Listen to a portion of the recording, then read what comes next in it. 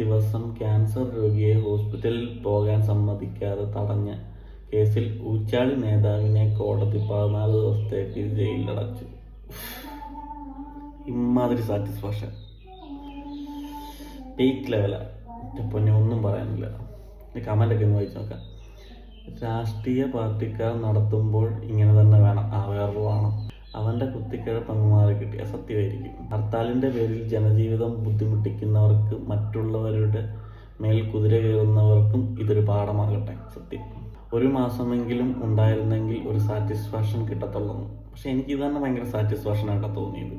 വേറൊന്നും കൊണ്ടല്ല. സമരങ്ങളും ഹർത്താലുകളും ഒക്കെ വേണ്ടെന്നല്ല പറയുന്നത്. ഹർത്താലുകളും കാര്യങ്ങളൊക്കെ ഒരുപാട് സ്ഥാപനങ്ങളൊക്കെ ക്ലോസ് ആയിരുന്നു. ഓപ്പണാക്കി പ്രവർത്തിപ്പിക്കുന്നവരുടെ അടയ്ക്കണമെന്നല്ല പറയുന്നത്, അത് അടയ്ക്കണം.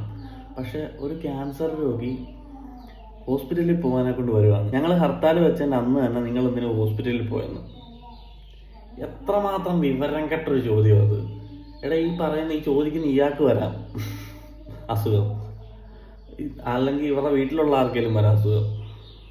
എടാ, അസുഖമാണ് അല്ലെങ്കിൽ വയ്യാഴികയാണ്, അത് എപ്പോൾ വേണമെങ്കിലും സംഭവിക്കാം. മനുഷ്യന്മാരാണ് ഇരിക്കുന്ന, എനിക്ക് പോലും എപ്പോൾ വേണമെങ്കിലും സംഭവിക്കാം, എന്തും സംഭവിക്കാം.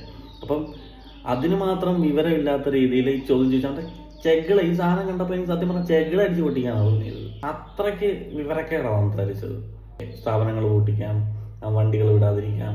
പക്ഷെ ഇങ്ങനൊരു ഹോസ്പിറ്റൽ കേസായിട്ടൊക്കെ വരുമ്പം അത് അങ്ങേയറ്റം ശരിയായ ഒരു നടപടിയാണെന്ന് എനിക്ക് തോന്നുന്നില്ല. നിങ്ങൾക്കൊക്കെ എന്താണ് തോന്നുന്നത് വെച്ചാൽ കമൻ്റ് ഇടുക. എനിക്ക് തോന്നുന്നില്ല അത് ശരിയായ ഒരു പരിപാടിയായി പോയെന്ന്, ആ ഒരു സംസാരം.